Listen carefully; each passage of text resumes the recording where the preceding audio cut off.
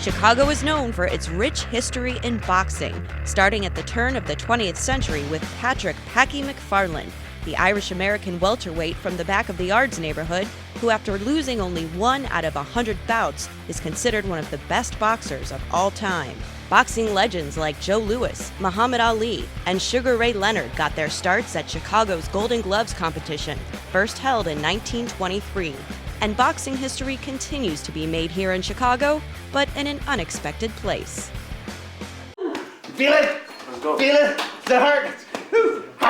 Come on. Martin McGarry is the owner of McGarry's Gym, where he trains men and women in recreational and competitive boxing. There is no age limit at McGarry's, and anyone willing to break a sweat and to learn how to box is welcome. But the majority of his students are kids and young adults. Some are aspiring to be Golden Gloves champions, and indeed, Mr. McGarry has had state and Golden Gloves champions come out of this shop. That's literally in his backyard. I always wanted to coach kids, and getting kids to go to different gyms in different parts of the city was kind of hard for them to get to the gym on time and so forth. So I figured if I convert my garage into a gym, they wouldn't have too far to go. Easy for them to find me than me find them, you know.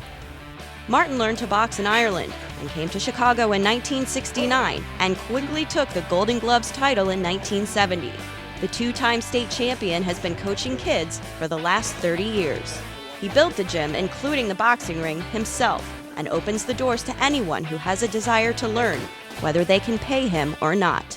It's not about money, it's about keeping kids out of jail, and this helps them mentally and physically to develop their character and send them down the right road. Kids come in, they don't even know each other at first, and then they get to know each other, hitting the bag, sparring. They develop a good relationship with each other. You know, there's a lot of camaraderie and respect. They may have a chip on their shoulder when they first come around, but once they get in the gym with a sparring partner, you know, that's a different ball game. It takes a lot of courage. It makes them a man. They grow up real fast. Many of the kids are here several days a week after school and consider McGarry's a second home. The first time I came here was in second grade because my dad trained here back with Marty when he was growing up. So, but I've been training here for the past 2 years on my own. You know, you get out what you put in here, so it's pretty fun. You know, you build endurance, works your upper body like no other workouts. Probably be sitting at home watching TV, getting out of shape. This keeps me in shape. This keeps me out of trouble. 2006 Golden Gloves champ Scott Lanigan and Olympian Montel Griffin are a staple at McGarry's, training up-and-coming boxers and continuing to train themselves. I love training here because it's like a family atmosphere. Everybody knows each other, everybody get along, everybody has each other's backs. Like I tell everybody, boxing is the best therapy because you go in the ring and you can beat on somebody and y'all shake hands, don't get in no trouble, and then it's always tomorrow. I related a lot of times to church. You know, when you go to church, you always feel like replenished and you're around good, positive people, and I would consider it like that. To me, it is a spiritual experience. The entire community has seen Martin's dedication to helping these kids and the positive impact he's making. He's frequently at high school competitions supporting his students and organizes fundraisers on a regular basis.